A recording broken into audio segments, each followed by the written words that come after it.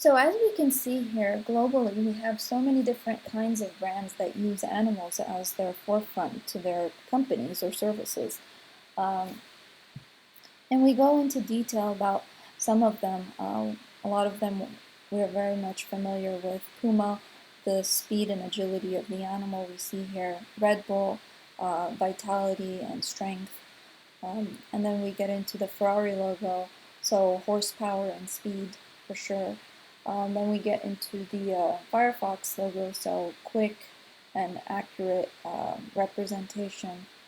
This one, wildlife, representing a panda, so very much dealing with the idea of extinct animals and animals that we need to respect and just protect in general.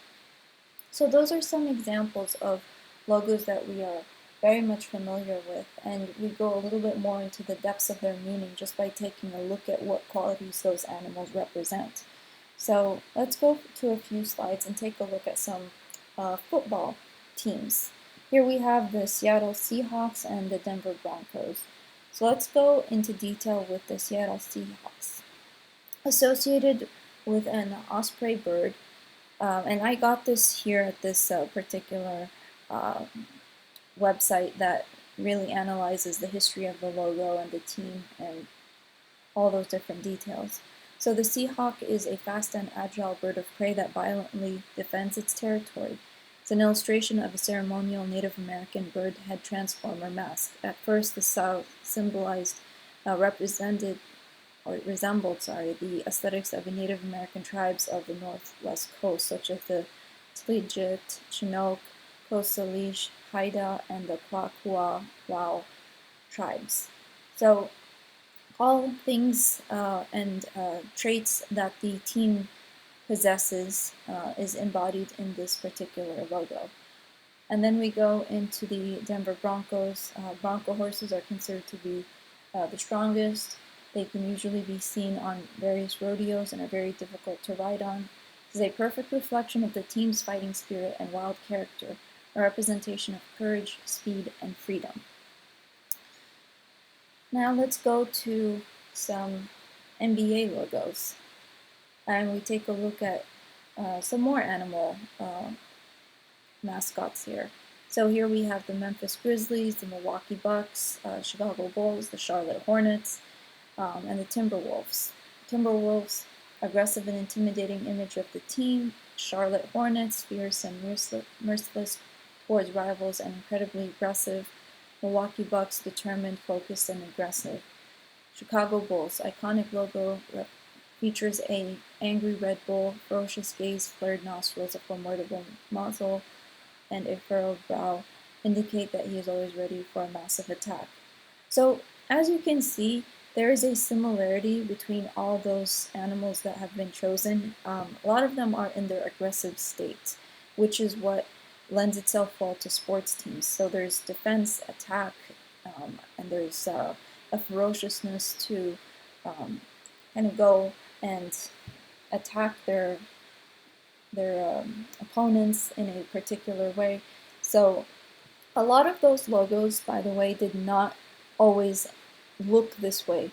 So I'll give you an example of the Charlotte Hornets. If you're familiar with the history of the team, the Charlotte Hornets had a more playful, cartoony look of a hornet.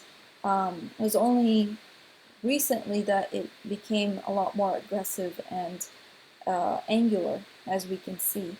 The same goes for the Milwaukee Bucks. If you take a look at the history of this logo, which you can find here on this website, you'll see that the progression started off a lot more peaceful image of a deer or buck, and then it slowly became more aggressive to represent more of the aggressiveness that the team embodies. And it's probably something that their marketing and PR wanted to also represent and highlight. So they wanted something that looked a lot more intimidating, which is what a lot of those animal traits have. And then we get into car logos, and how some of them actually use particular types of animals as the forefront of their brand. So Dodge Ram, the ancient symbols of Aries, signifies authority, force, fearlessness, and virility. And you also want to take a look at your audience. Like, who is the audience who drives a Dodge Ram? That's also something that we want to take into consideration when we are translating those images that we have of our animals into a particular company, service, or product. All right. And then we have the Jaguar. The jumping Jaguar is a perfect match for powerful and elegant automobiles produced by the company. Its muscular and graceful posture gives a precise idea of power, elegance, and sophistication, trademarks of the Jaguar cars.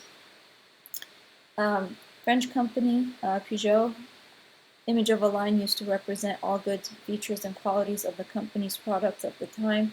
It includes elastic blades, swift cut, and strong teeth. So I'm not going to get into the details of each and every one of them because the descriptions are already here for you to see. But as you can tell, certain types of elements of the animal have been chosen. It could be the coat of arms, like this particular one, which is the image of a geffen. And has a winged monster with a head of an eagle, body of a lion. Refers to a particular kind of coat of arms that is originating all the way back to the company's founder. And then you can take a look and see more about the descriptions of particular cars, and you'll find that a lot of them have stories hidden behind the brand, and that represents something that the owner was probably attached to. So this particular car logo, the Lamborghini, represents Ferruccio's love of bullfights depicted in the logo. And then he wanted his Lamborghini cars to get their styles from the famous bulls. And then we have the Ferrari logo, which actually originated in the aerospace, Air Force industry in Italy. So it had nothing to do with cars, it actually had something to do with planes. So we take a look at the stories behind each of those symbols, and they have a lot to tell about the owners and also why they chose those particular kinds of animals to represent their brand. So let's go back to these images that I have been haunting you with for the past few weeks. Now that we have our research done for the past 3 weeks, which is what we should have a collection of, now we want to start to get into what is the meaning behind this particular animal and what kind of meaning do we want to construct. In this particular case, the snake. I actually chose to focus more on the body of the snake and just how artistic and elegant snakes can be. And as you can see, I'm starting to shape the snake in a particular form, one that is familiar and probably one that I suggested looked like a perfume bottle. So here, representing the different types of perfume bottles, I started to sketch out the snake in the body of a perfume. So here we have the iconic two tails of the snake. What does that look like in terms of a bottle holder? What does the shape of the head look like? Is that the top of the perfume bottle? And then the body of the snake, the body of the perfume bottle. So really focusing on the elegant calligraphic nature that a snake embodies. Or are we focusing more on the spray of the perfume bottle? And why am I focusing on the perfume bottle? Why am I focusing on scent? It's because snakes have a very strong ability to smell, and they can smell their prey from a very far distance, and their accuracy in smell is very strong. And I chose to focus on that for my animal because that is something that you don't necessarily think about when it comes to snakes. Snakes are very much known to be aggressive in nature, so you'll see them more along the lines of being in attack mode, either hissing or they're showing some kind of dominance. But I chose to do more of like a elegant, passive, peaceful approach of the snake and really focus on the calligraphic nature and the ability of how it moves its body in various different kinds of forms and movements, very much so embodiment of the snake. So I've definitely stayed away from the more aggressive look and feel of the snake and chose the more restful look and the different types of poses the snakes possess and also represent.